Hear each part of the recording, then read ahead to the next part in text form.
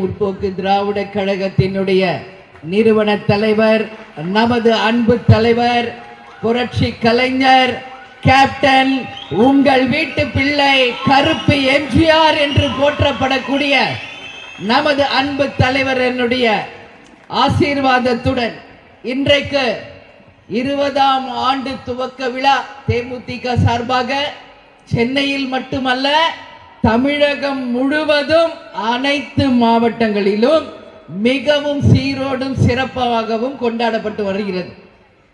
இந்த 20வது ஆண்டு விழாவை எப்படி நம்ம கொண்டாடணும்? ஏன்னா நம்ம தலைவர் இல்லாத ஒரு ஆண்டு. நம்ம இதுவரைக்கும் தொடர்ந்து அத்தனை விழாக்கள் தேமுதிக சார்பாக நடத்தும் பொழுது நமது தலைவர் அவர்கள் நம்ம கூடயே இருந்து நம்மளை வழி நடத்தினார். நம்ம தலைவர் இல்லாமல் ஒரு 20வது ஆண்டு அப்படிங்கிறது நமக்கு எல்லாருக்கும் ஒரு மிகப்பெரிய ஒரு வலியை கொடுத்திருக்கிறது. ஆனாலும் ஒரே ஒரு விஷயம் மட்டும்தான் இன்னைக்கு நம்ம அத்தனை பேரையும் தைரியத்தோடையும் உற்சாகத்தோடையும் நம்மளை வழி நடத்துது. அது என்ன? நம்ம தலைவர் மனிதரா பிறந்து புனிதரா வாழ்ந்து இன்னைக்கு தெய்வமாக இருந்து நம்ம அத்தனை பேரையும் வழி நடத்தி கொண்டிருக்கிறார். அதுல எந்த மாற்று கருத்துமே கிடையாது. அந்த ஒரு நம்பிக்கையில தான் இன்னைக்கு லட்சக்கணக்கான தொண்டர்கள் தலைவர் நம்ம கூடயே இருக்கார், தெய்வமாக நம்மளை வழி நடத்துகிறார் என்ற நம்பிக்கையோடு நாம பயணித்துக் கொண்டிருக்கிறோம். அந்த வகையிலே தான் இந்த 20வது நூற்றாண்டு இந்த சென்னையில் நடக்கின்ற இந்த பொதுக்கூட்டத்திற்கு இங்கே வந்திருக்கும் நமது துணை செயலாளர் LKS அவர்களுக்கும், பார்த்தசாரதி அவர்களுக்கும், நல்லதம்பி அவர்களுக்கும், நமது மாவட்ட கழக செயலாளர்கள் பிரபாகரன், ERS பிரபாகரன் அவர்களுக்கும், மாறன் அவர்களுக்கும், வேல்முருகன் அவர்களுக்கும், செந்தில்குமார் அவர்களுக்கும், பழனி அவர்களுக்கும், VK சூர்யா அவர்களுக்கும், மேடையிலே வீற்றிருக்கும் அனைத்து நிர்வாகிகளுக்கும், இந்த கூட்டத்திற்கு வந்திருக்கும் எங்களுடைய பகுதி வட்டம் கிளை கழக நிர்வாகிகளுக்கும், என் அன்பு சகோதரிகளாகிய மகளிர் அணி சகோதரிகளுக்கும், பத்திரிகை நண்பர்களுக்கும், VC ஆனந்த் என் பக்கத்திலேயே உட்கார்ந்து பேசிட்டு இருந்தேன், VC ஆனந்த் அவர்களுக்கும், மகளிர் அணி சகோதரிகளுக்கும், பத்திரிகையாளர்களுக்கும், இந்த கூட்டத்திற்கு வந்திருக்கும் என் உயிரிலும் மேலான என் அன்பு கழக உடன்பிறப்புகளாகிய உங்கள் அத்தனை பேருக்குமே முதல் கண் பணிவான வணக்கத்தை நான் தெரிவித்துக் கொள்கிறேன். இங்க தேமுதிக 20வது ஆண்டு கொஞ்சம் நம்ம பிளாஷ்பேக் பார்க்கணும். கொஞ்சம் இல்லை நினைச்சா இல்லை, இந்த வரலாறு தலைவர் அவர்கள் 1978 திரை உலகில் காலடி வைத்ததில்லை இருந்து ரசிகர் மன்றமாக உருவாகி பின்பு நற்பணி இயக்கமாக மாறி அத்தனை பேர் விருப்பத்திற்காக 2000 கொடி அறிமுகப்படுத்தி உங்கள் அத்தனை பேர் விருப்பத்திற்காக 2008 தேசிய முற்போக்கு திராவிட கழகம் என்கின்ற ஒரு மாபெரும் இயக்கத்தை மதுரையில் இதுவரைக்கும் காணாத லட்சக்கணக்கான தொண்டர்களையும் மக்களையும் திரட்டி இதே செப்டம்பர் 14 அன்று நம்ம தலைவர் ஒரு சரித்திர சாதனையை படைச்சார். அது மட்டும் இல்லை, ஆரம்பிச்ச கொஞ்ச நாள்லயே 2011 எதிர்கட்சி தலைவராக வந்து சரித்திரம் படைத்தவர் நமது தலைவர் அவர்கள். இந்த சரித்திரத்திற்கு யார் பின்பலம் அப்படின்னு நம்ம கண்டிப்பா இந்த நேரத்துல தான் யோசிக்கணும். மக்களுக்கு தீபாவளி வரலாம், பொங்கல் வரலாம், ஆனா தேமுதிகவினுடைய திருநாள், வெற்றி நாள், சந்தோஷமானால் இந்த நாள் தான் நமக்கெல்லாம். ஆனா நம்ம தலைவர் இல்லை அப்படின்ற வருத்தம் நமக்குள்ள இருக்கு. அதனால இந்த நாளில் நீங்கள் செய்த தியாகங்களை, நீங்கள் செய்த உழைப்பை நிச்சயமாக நாம நினைவு கூற கடமைப்பட்டிருக்கோம். சகோதரர் அண்ணன், என் அண்ணன் தான் சொல்வேன், ராமு வசந்தன் அவர்கள் ரசிகர் மன்றமாக இந்த ரசிகர் மன்றங்களை உருவாக்கி ராணுவ கட்டுப்பாட்டுக்கு இணையாக அன்ற காலத்திலிருந்தே மன்றங்களை உருவாக்கி தமிழகம் முழுவதும் ரசிகர் மன்றத்தை கொண்டு வந்து அதை நிர்வகித்து பின்னாளில் உங்கள் விருப்பத்திற்காக கட்சியாக மாறும் பொழுது அதை அப்படியே கட்சியாக நாம மாற்றிய வரலாறு எல்லாருக்கும் தெரியும். எனவே இந்த நாளில் சகோதரர் என் அண்ணன் ராமவசந்தன் அவர்களையும், இப்ராஹிம் ராவுத்தர் அவர்களையும், கேப்டனுடைய நண்பர்களையும் அவருடன் இருந்து அவர் வளர்ச்சிக்கு உழைத்த அத்தனை பேரையும் இந்த நேரத்தில் நான் நினைவு கூற கடமைப்பட்டிருக்கிறேன். அதே போல கேப்டன் எவ்வளியோ அதுவே எங்கள் வழி என்று ஒவ்வொரு தொண்டரும் இன்னைக்கும் உண்மையாக உழைத்து கொண்டிருக்கிறீர்களே. உங்கள் உழைப்புக்கு, உங்களுடைய நம்பிக்கைக்கு இந்த உலகத்தில் எதையுமே நம்ம ஈடு செய்ய முடியாது. தலைவரும் நானும் பேசுறப்பெல்லாம் நிறைய பேசுவோம். இந்த ஜென்மத்துல நாம செஞ்ச புண்ணியம் என்ன அப்படின்னு. தலைவர் எனக்கு கிடைச்சதுதான் புண்ணியம், அதுல மாற்று கருத்து இல்லை.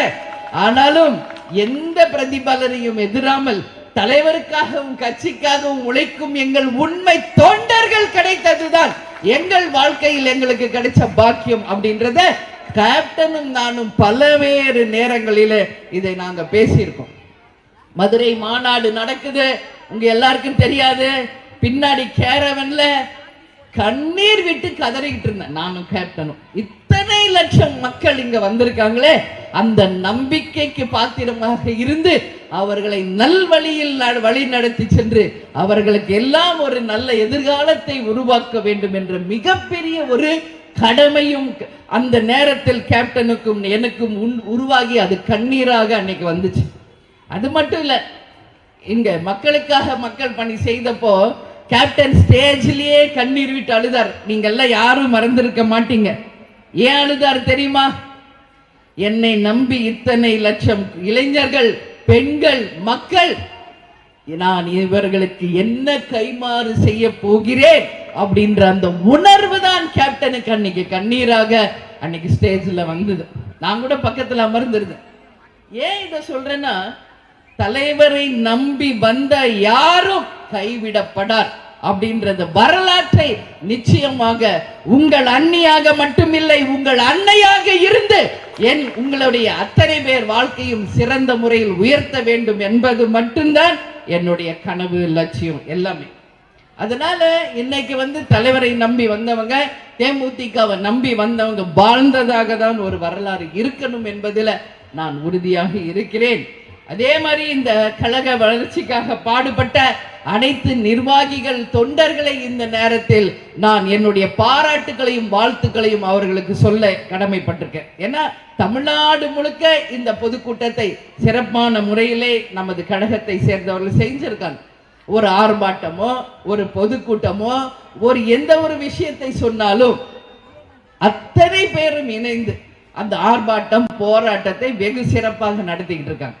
நம்ம ஒன்றும் ஆண்ட கட்சியோ இல்ல ஆளும் கட்சியோ இல்ல லஞ்சம் ஊழல் வாங்கின கட்சியோ இல்ல மக்களை ஏமாற்றி பிழைச்ச கட்சியோ இல்ல கட்ட பஞ்சாயத்து பண்ணி கடைக்கு நோட்டு புத்தகத்தை கொடுத்து வசூல் செய்த கட்சி கிடையாது. இது நேர்மையாக மக்களுக்காக வியர்வை சிந்து, தங்களுடைய ரத்தத்தை வியர்வையாக சிந்து அந்த தொண்டர்கள். இந்த கேப்டன் எப்பயுமே சொல்வார், இந்த கொடியில கட்டி இருக்கே அந்த கயிறு என் தொண்டருடைய நரம்புங்க அப்படிம்பார். இங்க தொங்குதே ஒரு விளக்கும் அது அவர்களுடைய உழைப்பு. இங்க இருக்கிற ஒவ்வொரு பேனரும் எங்கள் தொண்ட கழகத்தினுடைய சிறப்பான பணியாற்றுதலும் நம்பிக்கை என்றதை என் கண்ணில் தெரியுது. அதனாலதான் நான் ஆனந்திக்கிட்டு கூட சொன்னேன், 2 LED லைட் வச்சிருக்கீங்க, அதுக்கு எவ்வளவு செலவாகும்? ஆனா மரத்துக்குள்ள மறைஞ்சிருச்சு. அது எத்தனை தொண்டர்களுடைய பணம்? அதுதான் இங்க விஷுவலா வச்சிருந்தீங்கன்னா தலைவரை எல்லாரும் பார்த்திருப்பாங்களே. அதை தான் நான் பேசிக்கிட்டு இருக்கேன் ஸ்டேஜ்ல. அதனால உங்கள் உழைப்பு என்பது சாதாரணம் கிடையாது. இந்த கழகத்திற்காக நீங்கள் உழைத்த உழைப்பு நிச்சயமாக ஒரு நல்ல இடத்திற்கு உங்களை கொண்டு செல்வேன் என்பதை இந்த பொதுக்கூட்டத்தில், அதுவும் 20வது ஆண்டில் உங்கள் முன் சொல்ல நான் கடமைப்பட்டிருக்கேன். இன்னைக்கு நம்ம பார்த்தோம்னா பல்வேறு விதமான விஷயங்கள் நாட்டில் நடந்துகிட்டு இருக்கு. டெய்லி நான் ஏதோ ஒரு ஃபங்க்ஷன் போறேன், டெய்லி பிரஸ் மீட் பார்க்குறேன், டெய்லி பிரஸ்காரங்க ஏதாவது ஒரு கேள்வி என்கிட்ட கேட்டுக்கிட்டு தான் இருக்காங்க. இன்னைக்கு அந்த வகையில் அவர்கள் நேற்று கூட நமது மாவட்ட செயலாளர் பழனி அவர்களுடைய திருமண விழாவிற்கு சென்ற போது அங்கேயும் பிரஸ்ல என்கிட்ட கேட்டாங்க, ஒரே நாடு ஒரே தேர்தல் அப்படிங்கிறாங்களே அப்படின்னு. அதை நம்ம நிச்சயமாக ஒரே நாடு ஒரே தேர்தல் அப்படிங்கிறது சாத்தியமா என்பது ஒரு மிகப்பெரிய கேள்வி. ஆனால் நல்ல விஷயங்கள் அதன் பின்னாடி இருக்கிறது என்பதை யாரும் மறந்துட முடியாது. ஓட்டுக்கு காசு கொடுக்கிற கலாச்சாரம் முதல்ல ஒழிக்கப்படும். அது மட்டும் இல்ல, கள்ள ஓட்டு போடுவதும் தடுக்கப்படும். அது மட்டும் இல்லை, இன்றைக்கு மக்களுடைய வரி பணத்துல தான் தேர்தல் நடக்குது. அந்த வரி பணம் வீணாகாம நம்ம தடுக்க முடியும். அதனால ஆனா இது ஒட்டுமொத்த இந்தியாவுக்குமே அது செய்ய முடியுமா என்பதை பொறுத்திருந்து தான் நாம அந்த ஒரே நாடு ஒரே தேர்தல் என்கின்ற விஷயத்தை நாம கையில் எடுக்க முடியும். இன்னைக்கு பார்த்தோம்னா திருமாவளவன் அவர்கள் மது ஒழிப்பு மாநாடுன்னு அறிவிக்கிறார். யார் கூட்டணியிலிருந்து? திமுக கூட்டணியிலிருந்து. திமுக என்ன வாக்குறுதி கொடுத்தாங்க? ஆண்டுக்கு 500 மதுக்கடைகளை மூடுவோம் என்று சொல்லிதான் இன்னைக்கு ஆட்சிக்கு வந்திருக்கிறார் ஸ்டாலின் அவர்கள். ஆனால் இன்னைக்கு நடந்து கொண்டிருப்பது என்ன? 500 மதுக்கடைகளை ஆண்டுக்கு நாங்க மூடுவோம் அப்படின்னு சொன்னார். அப்படி பார்த்தா 4வது வருஷம் நடக்குது. அப்ப 2000 மதுக்கடைகளை மூடி இருக்கணுமா இல்லையா? ஆனா ஒரு கடையும் கூட மூடல. அதுக்கு பதில் பிரைவேட்டாக இன்னைக்கு பார்களை அனுமதி செய்து 500 கடைகளை மூட வேண்டிய இடத்துல 800 மதுக்கடைகளை திறந்து இன்னைக்கு லட்சக்கணக்கான ரூபாயை திமுகவினர் சம்பாதிக்க வச்சுட்டு இருக்காங்க. ஒரு பக்கம் கள்ளச்சாராயம், ஒரு பக்கம் இன்னைக்கு டாஸ்மாக், ஒரு பக்கம் கஞ்சா என்று எல்லா விஷயத்திலும் இந்த நாடு போதை நாடாக மாற்றிய ஒரே பெருமைதான் இந்த திமுகவினுடைய அரசுக்கு இருக்கே ஒழிய வேற எந்த பெருமையும் இந்த அரசுக்கு இல்லை என்பதை மக்கள் கருத்தாக இந்த பொதுக்கூட்டத்திலே நான் பதிய வைக்கிறேன். அது மட்டும் கிடையாது, இன்னைக்கு பிரைவேட் பார்ஸ் சொல்லி மதுக்கடைகளை திறந்து இன்னைக்கு ஏராளமான தவறுகள் நடந்து கொண்டிருக்கிறது. கேப்டன் என்ன சொன்னாரு? வீடு தேடி ரேஷன் பொருள் வரும் என்று சொன்ன ஒரே உத்தமர் நமது கேப்டன் அவர்கள். ஆனா இன்னைக்கு நடக்கின்ற திமுக அரசு என்ன சொல்லுது? வீடுதோறும் குவார்டர் பாட்டில் வரும் என்று சொல்லிக்கிட்டு இருக்கிற ஒரே அரசு திமுக தான். இப்ப எப்படி நம்ம ஃபுட் ஆர்டர் பண்றோம் வீட்ல இருந்து, அந்த மாதிரி வருதா? இனிமே வீட்ல இருந்தே ஆர்டர் பண்ணலாமா? குவார்டர் வேணுமா, ஆஃப் வேணுமா, ஃபுல் வேணுமா? சந்தோஷமா எல்லாருக்கும்? அப்படியே ஆண்கள் முகத்துல அப்படியே பளிச்சுன்னு 1000 வாட்ஸ் பல்பு மாதிரி எரியுத. ஏன் இதை நான் சொல்றேன்னா, மக்களுக்கு என்ன தேவை அதை குறிப்பறிஞ்சு செய்யுங்க. இன்னைக்கு இந்த நாட்டில சுதந்திரம் வாங்கி எப்படியெல்லாம் நம்ம தலைவர்கள் சுதந்திர போராட்ட தியாகிகள் போராடினாங்க. அன்னைக்கு வெள்ளையனே வெளியேறு வெளியேறு என்று சொல்லி இந்த கொள்ளையர்கள் கையில இந்த ஆட்சியை கொடுத்ததுதான் அவர்கள் செய்த மிகப்பெரிய ஒரு சாதனையா, எனக்கு வேதனையானே சொல்ல தெரியல. இன்னைக்கு இந்த கொள்ளையர்கள் கொள்ளையடிச்சுக்கிட்டு தான் இருக்காங்களே ஒழிய இன்னைக்கு வீடு தோறும் கேப்டன் சொன்ன மாதிரி வீட்டுக்கு ஒருத்தருக்கு வேலை வாய்ப்பை தருகிறோம் என்று எந்த ஆட்சியாவது சொல்லுமா? எது கேட்டாலும் இன்னைக்கு காசு பணம் அதுதான். இன்னைக்கு கேப்டன் சொன்னது மாதிரி வீடு தோறும் ரேஷன் பொருள், அது மட்டும் இல்லை இலவச மருத்துவம், இலவச கல்வி, வறுமை கோட்டிற்கு கீழ் மக்களே இல்லை என்ற நிலையை உருவாக்கி அனைத்து படித்த படிக்காத இளைஞர்களுக்கு வேலை வாய்ப்பை தந்து என் மக்களை தங்க தட்டில் வைத்து தாளாட்டுவேன் என்று சொன்ன ஒரே உத்தமர் கேப்டன் அவர்கள் தான். போகும்போது அலெக்சாண்டர் கதை தான் அடிக்கடி சொல்வார். அலெக்சாண்டர் இந்த நாட்டையே கைப்பற்றினார். சவ பெட்டியில வச்சப்போ 2 கையும் வெளியே வைக்கணும்னு கேட்டுக்கிட்டாராம் அலெக்சாண்டர். எதுக்குன்னா, நான் இந்த நாட்டையே கைப்பற்றினேன், ஆனா இந்த உலகத்தை விட்டு நான் செல்லும் போது என் கையில எதுவுமே இல்லை என்பதை மக்களுக்கு உணர்த்த வேண்டும் என்பதற்காக. அதனால போகும்போது நம்ம ஒண்ணும் கொண்டு போக போறது கிடையாது. காமராஜர் அவர்கள் இறந்த போது 4 வேஷ்டி 4 சட்டை தான் அங்க இருந்துச்சு அவங்க வீட்டுல. இதுதான் வரலாறு. அப்படிப்பட்ட ஒரு உன்னதமான தலைவரா வாழ்ந்து தமிழ்நாட்டுக்கு சேவை செய்யணுன்ற ஒரு நல்ல நோக்கத்தோட தான் நம்ம தலைவர் கட்சி ஆரம்பிச்சார். இன்னைக்கு அவருடைய உருவத்துல நீங்க பாத்தீங்கன்னா காமராஜரை பார்க்கலாம், புரட்சி தலைவர் எம்ஜிஆரை பார்க்கலாம். இவர்கள் தான் உண்மையில் மக்களுக்காக சிறந்த முறையில பணியாற்றிய முதல்வர்கள். லஞ்ச ஊழலுக்கு அப்பாற்பட்டு மக்களுக்காக உழைத்த சிறந்த ஒரு முதல்வராக அவர்கள் வாழ்ந்து காமிச்சாங்க. அதனாலதான் இன்னைக்கு அவங்களோட மைண்ட் செட் கேப்டனுக்கு எப்பயுமே இருந்தது அப்படிங்கிறத நீங்க யாரும் மறந்துடக்கூடாது.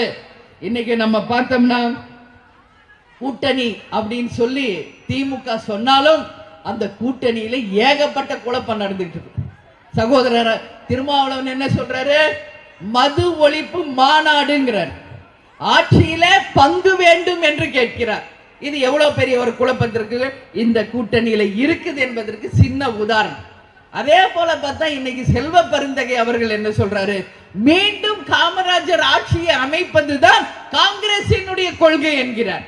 அப்ப திமுக ஆட்சி சரியில்லை என்பதை சகோதரர் திருமாவளவன் அவர்களும் செல்வ பெருந்தை அவர்களும் ஓபன் ஸ்டேட்மெண்ட் கொடுத்திருக்காங்க. அப்ப இந்த ஆட்சியின் அவலம் எப்படி இருக்கு? உள்ளங்கை நெல்லிக்கனியாக தெள்ள தெளிவாக ஒரு மோசமான ஆட்சி நடக்கிறது என்பதை கூட்டணியில இருப்பவர்களை இன்னைக்கு சொல்கின்ற நிலைமைதான் இன்னைக்கு தமிழ்நாடு முழுக்க நடந்துகிட்டு இருக்கு. பத்திரிகையாளர்களுக்கு இன்னைக்கு ஒரு விஷயம் நான் சொல்றேன். எங்கு போனாலும் ஒரு கேள்வி என் முன்னாடி கேட்குறீங்க, இன்னையோட அந்த கேள்வியை நீங்க நிப்பாட்டிக்கணும். எங்க நான் போனாலும் உதயநிதி ஸ்டாலின் அவர்களுக்கு துணை முதல்வர் பதவி தரப்போறாங்க, உங்க கருத்து என்ன, உங்க கருத்து என்ன, நீங்க என்ன கேட்குறீங்க? ஏன் கருத்து ஒண்ணும் இல்ல. அவங்க கட்சி ஏத்துக்கிட்டா எங்களுக்கு அதை பத்தி இல்ல, ஆனா மக்கள் ஏத்துக்கிட்டாங்க என்பதை 26ல தான் அதை நாம பார்க்கணும்ன்றதா என்னுடைய பதிலா சொல்றேன். ஆனா இன்னைக்கு சொல்றேன், இனிமே அந்த கேள்வி என்கிட்ட கேட்காதீங்க. ஏன்னா அவங்க கட்சியை சேர்ந்தவர்களே என்ன சொல்றாங்க, நாங்க அந்த கட்சியினுடைய கொத்தடிமைகள், நாங்க கொத்தடிமைகள் தான் அப்படின்னு சொல்றாங்க. அதனால அவர்களே ஸ்டேட்மெண்ட் கொடுத்துட்டாங்க. இனிமேல் அந்த கேள்வியை என்னிடம் கேட்க வேண்டாம். அவர்கள் கட்சியும் அவர்கள் தொண்டர்களும் நிர்வாகிகளும் ஏத்துக்கிட்டா அதை பத்தி எங்களுக்கு எந்த கமெண்ட்ஸும் கிடையாது. ஆனா 2026 மக்கள் ஏற்றுக்கொண்டார்களா இல்லையா என்பதை அந்த தேர்தல் முடிவுகள் நிச்சயமாக இதுக்கு பதில் அளிக்கும் என்பதையும் இந்த நேரத்தில் நான் சொல்ல கடமைப்பட்டிருக்கிறேன். அதே மாதிரி இங்க பாருங்க, லைனா 3 தலைவர்கள். அதைத்தான் நான் வந்த உடனே பார்த்தேன். அண்ணா, பெரியார், கலைஞர் 3 பேரும் இங்க இருக்காங்க. அவங்க 3 பேர் ஆசீர்வாதத்தோட ஸ்டேஜ்ல நான் உட்கார்ந்த உடனே நேரா அம்மன் வந்தாங்க. அம்மன் ஊர்வலம் வந்துச்சு. அதே நான் சொல்றேன், அம்மன் ஊர்வலம் அப்பயே நமக்கு தெரியுது, தலைவர் சொன்னது போல இது தெய்வத்தின் ஆசீர்வாதம் பெற்ற ஒரு கட்சி என்பதற்கு தான் ஒரு அச்சாரமாக இந்த 20வது பொதுக்கூட்டத்தில் அம்மனுடைய ஆசீர்வாதம் நமக்கு கிடைச்சிருக்கிறது. இப்ப சுதீஷ் பேசுறப்ப சொன்னாரு, இதே இடத்தில் நமது தலைவர் சிலையையும் வைக்க வேண்டும் என்று ஒரு அவர் ஒரு வேண்டுகோளை வச்சிருக்காரு. சுதீஷ்க்கு இது முன்னாடியே தெரியுமா என்னன்னு எனக்கு தெரியல.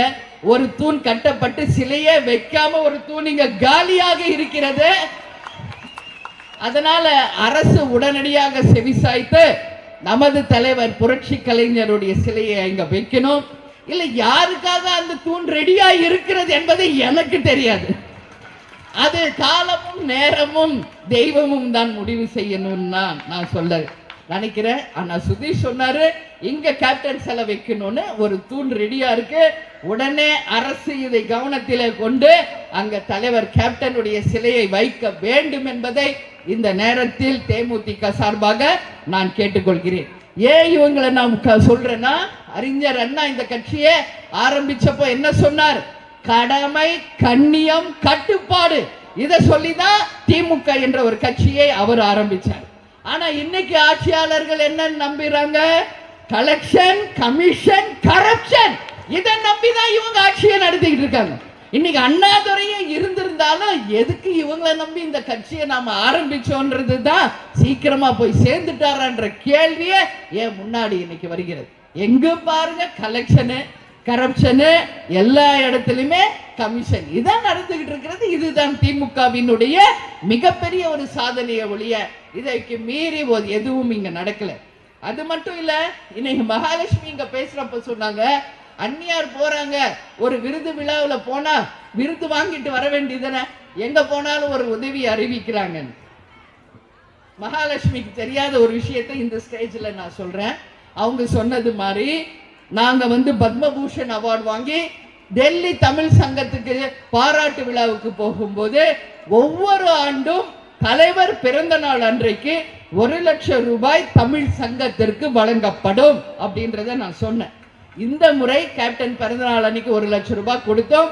மொத்தம் 30 மாணவர்களுக்கு அந்த கல்வி தொகையாக அங்கு அந்த மாணவர்கள் பலன் பெற்றிருக்காங்க. இது 1 வருஷம் கிடையாது, இனி ஆண்டுதோறும் தலைவருடைய பிறந்த நாள் அன்னைக்கு தொடரும். அது மட்டும் இல்லை, ஜி டிவியுடைய தொலைக்காட்சியில நான் போய் உட்கார்ந்து இருக்கிறப்போ ஒரு மலைவாழ் மனிதர், அவர் காலில் செருப்பு கூட போடாம நம்ம ட்ரைபல்ஸ் மலைவாழ் மக்களுக்காக அத்தனை உதவிகளை அவர் செய்தார், மிஸ்டர் அப்புசாமி. அப்போ அந்த மலைவாழ் மக்கள் எல்லாம் ஒரு வேண்டுகோள் வச்சாங்க, அவருக்கு நீங்க ஒரு 2 வீலர் யாராவது இந்த அரங்கத்தில் இருப்பவர்கள் கொடுத்து உதவி செய்ய வேண்டும் அப்படின்னு அவங்க ஒரு வேண்டுகோள் வச்சாங்க. ஆனா யாரும் வாய் திறக்கல. ஆனா நான் யாரால் வழி நடத்தப்பட்டவள்? புரட்சி கலைஞர் கேப்டன் அவர்களால் வழி நடத்த அந்த நிகழ்ச்சி அங்க நடக்கும் போது என் மன ஓட்டம் நிச்சயமாக தலைவர் எனக்கு சொல்லி கொடுத்தது போல அவருக்கு நம்ம கட்சி சார்பாக உதவி செய்ய வேண்டும் என்ற முடிவை அந்த நொடியிலேயே எடுத்து நம்ம தலைவருடைய பிறந்த நாள் அன்னைக்கு நம்ம கோவிலுக்கு அழைத்து அவருக்கு அந்த 2 வீலரை கொடுத்தோம். இப்போ நான் துபாய் போயிட்டு வந்தேன் ஒரு 3 நாளைக்கு முன்னாடி. உங்களுக்கு தெரியும் எதற்காக போயிட்டு வந்தேன்? சைமா விருது தலைவருக்காக சவுத் இந்தியா முழுக்க ஒரு ட்ரிபியூட் டு கேப்டன் அப்படின்னு is the gods of god of man அப்படின்னு சொல்லி கொடுத்தாங்க. யூஸ்வலா ஆந்திராக்கு ஒன்று, கேரளாக்கு ஒன்று, கர்நாடகாக்கு ஒன்று, தமிழ்நாடுக்கு ஒன்று, இப்படிதான் கொடுப்பாங்க. அதான் சைமா. ஆனா அந்த பெருமை நமது தலைவருக்கு மட்டும்தான். ஒட்டுமொத்த சவுத்துக்குமே சேர்ந்து ஒரு சிறந்த மனிதர், ஒரு புனிதர், அவர் மனித நேயம் மிக்கவர் என்று கடவுளுக்கு இணையானவர் அப்படின்னு சொல்லி அந்த ட்ரிபியூட்டை நம்ம தலைவருக்கு கொடுத்தாங்க. அது மறுநாள் நம்ம கட்சி அங்க துபாயில இருக்கிறது.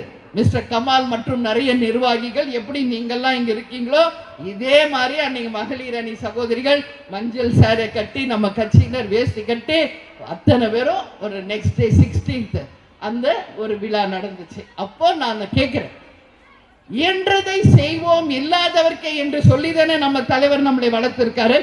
இங்க துபாய் வாழ் மக்களுக்கு என்ன உதவி வேணும் என்றாலும் சொல்லுங்கள், தேமுதிக சார்பாக செய்ய தயாராக இருக்கிறேன் என்று நான் சொன்னேன். ஆனால் அங்க இருப்பவர்கள் என்ன தெரியுமா சொன்னாங்க? எல்லாருமே இங்க வசதியா இருக்காங்க, உதவி பெறக்கூடிய நிலையில் ஒருத்தர் கூட இல்ல அண்ணி அப்படின்னு சொல்லும் பொழுது உண்மையிலேயே சொல்றேன், அந்த செகண்ட் நம்ம தமிழ்நாடு என்னைக்கு அது மாதிரி மாறும் அப்படின்ற சிந்தனை தான் என் மனசுல அன்னைக்கு ஓடுச்சு. இவங்களை வறுமையிலேயே வச்சிருக்கிறதுனாலதான் இலவசங்களை கொடுத்து, ஓட்டுக்கு காசு கொடுத்து, கோட்டரை கொடுத்து, பிரியாணியை கொடுத்து அடிமைகளாகவும் வறுமையாளிகளாகவுமே இந்த 50-60 வருஷமா இவங்க நடத்திக்கிட்டு இருக்காங்கன்னா இந்த நிலை மாறணும் என்பதற்காக நம்ம தலைவர் கட்சி ஆரம்பிச்சார். அதனால மக்களே, இந்த கட்சி யாருக்காக? கேப்டன் எங்களுக்கு தெய்வம் தெய்வம். இன்னைக்கு டெய்லி கோயிலுக்கு வர்றீங்களே, தமிழகம் முழுவதும் இல்ல, இன்னைக்கு டெய்லி நம்ம கேப்டன் கோயிலுக்கு இலங்கை, அதே மாதிரி துபாய், சிங்கப்பூர், மலேசியா, அது மட்டும் இல்லை லண்டன், சுவிட்சர்லாந்து, எல்லா நாடுகளிலும் இருந்து இன்னைக்கு கேப்டனுக்கு அஞ்சலி செலுத்திக்கிட்டு இருக்காங்க என்றால் இது சாதாரணமான சரித்திரம் கிடையாது. நம்ம தலைவர் கொடுத்த அன்பு இன்னைக்கு பல மடங்கு கேப்டன் கோயிலுக்கு மக்கள் இன்னைக்கு அஞ்சலி செலுத்திட்டு இருக்காங்க. கேப்டனுடைய வரலாறு தெரியாத ஒரு அறவேக்காட்டு ஒருத்தர் சொல்லியிருக்காரு. என்ன தெரியுமா சொல்லியிருக்காரு? சினிமால இன்னைக்கு விஜய் அரசியல் கட்சிக்கு வர்றாரு, அதை பத்தி உங்க கருத்து என்ன கேட்டா, விஜய பத்தி நீ பேசு, உனக்கு கேப்டனை பத்தி பேச என்ன தகுதி இருக்கிறது என்பதை இந்த நேரத்தில் நான் கேட்கிறேன். மற்ற தலைவர்களோட கம்பேர் பண்ணி எல்லாருமே எம்ஜிஆர் ஆயிட முடியாது இன்னைக்கு சொல்லி யார் யாரையோ கம்பேர் பண்ணி நம்ம கேப்டனையும் அந்த அறவேக்காடு பேசுது. ஒரே ஒரு விஷயம், நான் யார் பேர் சொல்ல விரும்பல, அது யாரு நீங்களே தெரிஞ்சுக்கங்க. அவருக்கு நான் சொல்றது, இன்னைக்கு தமிழ்நாட்டில் கேப்டனை மாதிரி எந்த கட்சியிலும் இருந்து பிரிந்து வராமல் சுயமாக மக்களையும் தொண்டர்களையும் தெய்வத்தையும் நம்பி ஆரம்பிக்கப்பட்ட கட்சி இது. அந்த தைரியம் திராணி இன்னைக்கு இந்த அறவேக்காடுக்கு இருக்கான்னு நான் கேட்கிறேன். இன்னைக்கு உங்க அப்பாவுடைய லெகசில இன்னைக்கு திமிரா பேசிட்டு சுத்திட்டு இருக்காங்க பல பேர்.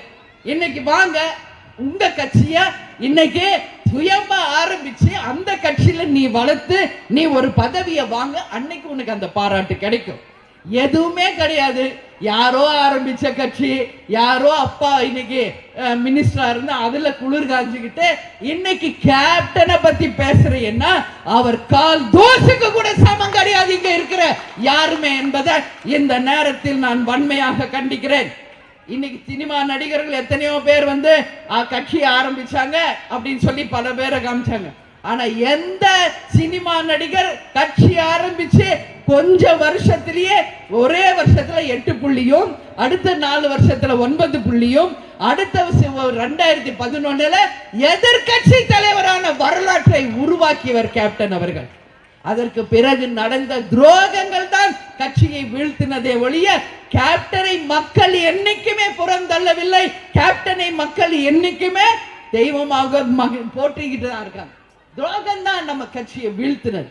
ஆனா ஒரு விஷயம் இன்னைக்கு நான் சொல்லியே ஆகணும். கேப்டனை நம்பி வந்து கேப்டனுக்கு துரோகம் செஞ்ச யாருக்கும் இன்னைக்கு வரலாறு இல்லாம எல்லாம் போண்டா வடை வாங்கி கொடுத்துட்டு ரோட்ல நிக்கிறாங்க எல்லாம். அதான் இன்னைக்கு அவங்க வரலாறு. ஆனா ஒரு விஷயம், இன்னைக்கு கட்சி சுத்தமாயிடுச்சு. யாரெல்லாம் துரோகிகள், யாரெல்லாம் இன்னைக்கு காசுக்கும் பணத்துக்கும் பதவிக்கும் ஆசைப்பட்டாங்களோ அவங்க எல்லாரும் நம்மளை விட்டு போய் ஜமக்காலத்தில் வடிகட்டிய சொக்க தங்கங்களாக எங்கள் தொண்டர்களும் மகளிரணி நீங்க இருக்கீங்களே, இது போதும், இது போதும். விவேகானந்தர் சொன்னார், ஒரு ஊருக்கு 10 இளைஞர்கள் இருந்தா போதும், நாட்டை திருத்துவோம். சுத்தமான உண்மையான கேப்டன் மீது விசுவாசம் இருக்கின்ற இந்த தொண்டர்கள் போதும். நிச்சயம் வரலாற்றை நாம் அனைவரும் கூடி நம்ம மாற்றி காட்டுவோம் என்ற உறுதியை இந்த நேரத்திலே நாம் ஏற்றுக்கொள்ள நிச்சயமாக கடமைப்பட்டிருக்கிறோம் என்றது சொல்றேன். அது மட்டும் இல்ல, இன்னைக்கு தமிழ்நாட்டில் எல்லா துறையும் நீங்க எடுத்துக்கங்க. மின்சாரத்துறை, போக்குவரத்து துறை, மாற்றுத்திறனாளிகள், அது மட்டும் இல்லாமல் செவிலியர்கள், டாக்டர்கள், மக்கள் நல பணியாளர்கள், எல்லா துறையிலும் இன்னைக்கு ஆர்ப்பாட்டம் போராட்டம் தான் நடந்துகிட்டு இருக்கு. இதையெல்லாம் நம்ம கேட்டா நம்ம ஸ்டாலின் அவர்கள் என்ன சொல்வாரு, நாங்க கொடுத்த வாக்குறுதியில எல்லா வாக்குறுதியும் நிறைவேற்றி விட்டேன்னு சொல்றாரு. ஸ்டாலின் அவர்களே, நீங்கள் மனக்கோட்டை கட்டிட்டு இருக்கீங்க. நிச்சயமாக மக்கள் இந்த பொய்யான வாக்குறுதிகளை கொடுத்து மக்களை ஏமாற்றிய திமுக மீது கடும் கோபத்தில் இருக்காங்க. இன்னும் இருக்கின்ற 1.5 வருஷம் அவங்க சொன்ன வாக்குறுதிகளை அட்லீஸ்ட் மக்களுக்காக நிறைவேற்றுங்கள் சொல்லி நான் கேட்டுக்கிறேன். இன்னைக்கு ஒரு கார் பந்தயம் வச்சாங்க. யாருக்காக வச்சாங்க? பல விஷயம் அது பின்னாடி பேசுறாங்க. யாரையோ ஒருத்தரை திருப்திப்படுத்துறதுக்காக அந்த கார் பந்தயத்தை இங்க உதயநிதி ஸ்டாலின் நடத்தினாரு அப்படின்ற ஒரு கருத்து இருக்கிறது. 4000 கோடி செலவுங்கிறாங்க. இதே சிட்டில தான் நம்மளும் வாழ்றோம். ஏதாவது ஒரு சாலை, ஏதாவது ஒரு ரோடு இங்க நல்லா இருக்கா? கை தூக்குங்க பாப்போம். ஒரே ஒரு ரோடு எதுவுமே இல்லை. இன்னைக்கு முதலமைச்சர் அவர்களும் அமைச்சர் அவர்கள் இருக்கின்ற சாலைகள் தான் நல்லா இருக்கு.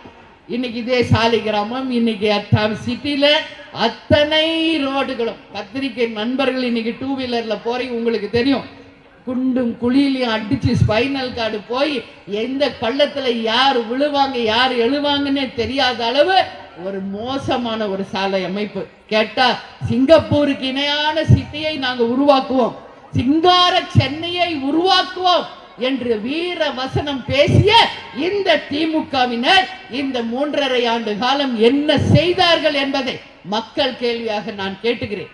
இன்னைக்கு அந்த கார் பந்தயம் வைக்கல, யாரு கேட்டா? 4000 கோடி யாருடைய காசு? மக்களுடைய வரிப்பணம்.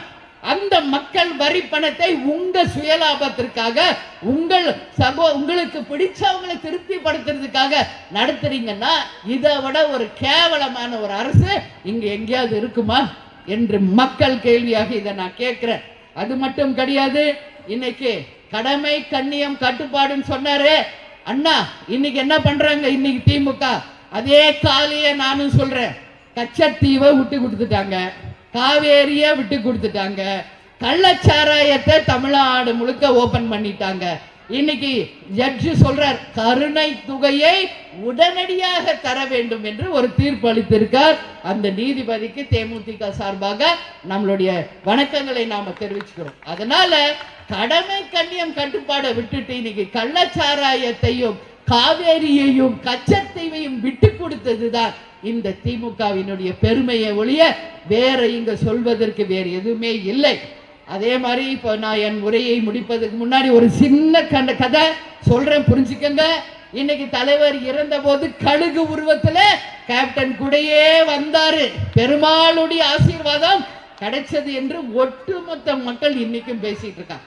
அதனாலதான் அவர் மனிதர் இல்லை தெய்வம் என்று எல்லாரும் சொன்னாங்க. இதுவரைக்கும் யாருக்குமே அந்த மாதிரி வந்ததே கிடையாது, எவ்வளோ பேர் இறந்திருந்தாலும். ஆனா அந்த கழுகை வச்சு ஒரு கதை. கழுகு எப்பொழுதுமே மிக சிறந்த ஒரு ஒரு பறவை. ஆனா அதை எப்பயுமே சீண்டிக்கிட்டு இருக்க ஒரு பறவை எது தெரியுமா? காக்கா. சும்மானே போய் கொத்தும், சண்டைக்கு இழுக்கும், ஏதாவது இரிட்டேட் பண்ணிக்கிட்டே இருக்கும். ஆனா கழுகு அந்த காக்காவை கண்டுக்கவே கண்டுக்காது. ஏன் சொல்லுங்க? கழுகுக்கு தெரியும் தான் யார் என்று, கழுகுக்கு தெரியும் இந்த காக்கா யார் என்று. அதனால இன்னைக்கு தேமுதிகவை பார்த்து ஏளனம் செய்பவர்கள் யாராக இருந்தாலும் இந்த கழுகு கதையை மைண்ட்ல வச்சுக்காங்க. அன்னி சொன்னாங்க, அந்த ஒரு குறிப்பிட்ட ஸ்டேஜுக்கு அப்புறம் இது தொல்லை பொறுக்க முடியலன்னா கழுகு பறக்க ஆரம்பிச்சிடும். ஒரு ஸ்டேஜுக்கு மேல பறக்கும் பறக்கும் பறக்கும், வானுயர கழுகு பறக்கும்.